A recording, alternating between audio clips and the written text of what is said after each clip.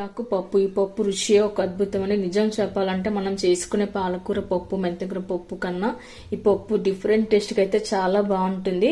వేడి వేడి అన్నంలోకి నెయ్యి వేసుకొని తిన్నా బాగుంటుంది, జొన్న రొట్టెలకు బాగుంటుంది, పుల్కలకు బాగుంది, అన్నిట్లోకి బాగుంటుంది. ముఖ్యంగా చెప్పాలంటే పాలకూరలో కన్నా అధిక రేట్లు ఇందులో విటమిన్లు, ఖనిజ లవణాలు చాలా పుష్కలంగా ఉన్నాయండి. అలాగే కాల్షియం, పొటాషియం కూడా అన్ని పుష్కలంగా ఉన్నాయి. మనం రోజు తినే ఆహారంలో దీన్ని కనుక చేసుకున్నట్టయితే చాలా అద్భుతమైన ఫలితాలు అయితే ఉంటాయి. మరి బరువు తగ్గాలనుకునే వాళ్ళకి కూడా ఉత్తమ ఫలితాలు కనిపిస్తాయి. జీర్ణక్రియ మెరుగుపరుస్తుంది, మలబద్ధకాన్ని కూడా నివారిస్తుంది. అంత రుచిగా బాగుంటుంది. ఒక్కసారి మరి నేను ఇందులోకి ఏమేమి వేసాను, ఎలా చేశాను అనేది మీరు వీడియోని ఎక్కడ స్కిప్ చేయకుండా చివరి వరకు అయితే చూడండి. హలో అండి, వెల్కమ్ టు మా ఇంటి రుచి మంట కిచెన్. ఇవాళ మనము సోయా పప్పు చేసుకుందాము. ఇక్కడ నేను కొద్దిగా సోయాకైతే తీసుకొని క్లీన్ చేసి పెట్టుకున్నాను. తర్వాత అలాగే 1 కప్పు వరకు అయితే కందిపప్పు తీసుకున్నాను. ఇప్పుడు మనం కందిపప్పుని ఒక కుక్కర్లోకి వేసుకొని క్లీన్గా కడిగి పెట్టుకోవాలి. ఇలాంతా 2 సార్లు బాగా మనం పప్పును కడిగి పెట్టుకున్న తర్వాత పప్పు మునిగే వరకు నీళ్లు వేసుకొని పెట్టుకుందాము. ఇప్పుడు మనం కడిగి నానబెట్టిన పప్పుని ఒక 10 నుంచి 15 నిమిషాల వరకు అయితే నానబెట్టి పెట్టుకోవాలి. ఆ తర్వాత నేను ఇక్కడ మనం తినే పులుపుని బట్టి కొద్దిగా చింతపండు కూడా నానేసాను. 10 నిమిషాల తర్వాత మనం ఇలా సన్నగా కట్ చేసి పెట్టుకున్న సోయాకును వేసుకోవాలి.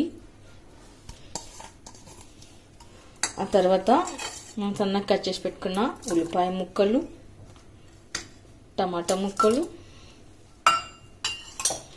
4-5 వెల్లుల్లి రెబ్బలు, ఆ తర్వాత కొద్దిగా జీలకర్ర వేసుకోవాలి. ఇప్పుడు కొద్దిగా పసుపు, ఆ తర్వాత మనం తినే కారాన్ని బట్టి రెడ్ చిల్లీ పౌడర్, కారం పొడి వేసుకోవాలి.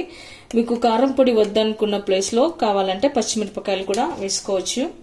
తర్వాత ఇప్పుడు కొద్దిగా కరివేపాకు, తర్వాత ఇప్పుడు మనం నానేసి పెట్టుకున్న చింతపండు నీళ్ళు కూడా వేసుకోవాలి. ఇప్పుడు పైన కొద్దిగా ఆయిల్, నూనె వేయడం వల్ల పప్పు మంచిగా ఉడుకుతుంది. ఇవన్నీ వేసాక ఒకసారి మనం ఇదంతా కలిపి పెట్టుకుందాము. సోయాకు పప్పు ఆరోగ్యానికి చాలా మంచిదండి. సోయాకు కూర పాలకూరలకు ఉన్న అధిక దీంట్లో ఎక్కువగా ఉంటాయన్నమాట. ఆ తర్వాత మనకు కుక్కర్ మూత పెట్టేసుకొని 3-4 విజిల్ ఇస్తే సరిపోతుంది. 4-5 విజిల్ తర్వాత పప్పును మనం మరీ బాగా మెత్తగా కాకుండా కాస్త పలుకులుగా ఉడికించుకొని పెట్టుకోవాలి. తర్వాత ఇందులో మనం తినే టేస్ట్ రుచిని బట్టి ఉప్పు వేసుకోవాలి. ఆ తర్వాత పప్పు ఇలా తీసుకొని మనం పప్పునంతా స్మాష్ లాగా చేసుకొని రుబ్బుకొని పెట్టుకోవాలి. మరీ మెత్తగా కాకుండా కాస్త పలుకులుగా ఉంటేనే బాగుంటుందండి తినడానికి పప్పు. తర్వాత మనం ఇలా రుబ్బుకొని పెట్టుకున్న పప్పుని ఒక హాట్ బాక్స్లోకి అయితే వేసుకొని పెట్టుకుందాము. ఇలా పప్పునంతా హాట్ బాక్స్లోకి వేసి పెట్టుకున్న తర్వాత తాలింపు వేసుకోవాలి. ఇప్పుడు మనం తాలింపుకి సరిపడా ఆయిల్ వేసుకోవాలి. తర్వాత ఇప్పుడు ఇందులోకి 4 వెల్లుల్లి రెబ్బలు వేసుకోవాలి. ఇప్పుడు వెల్లుల్లి కాస్త కలర్ మారిన తర్వాత మనము ఆవాలు, జీలకర్ర, మినపగుళ్ళు వేసుకోవాలి. ఆ తర్వాత ఇందులోకి ఎండుమిర్చి కూడా వేసుకోవాలి. ఇప్పుడు కొద్దిగా కరివేపాకు, ఆ తర్వాత ఇప్పుడు మనం తాలింపును పప్పులో వేసి కలుపుకోవాలి.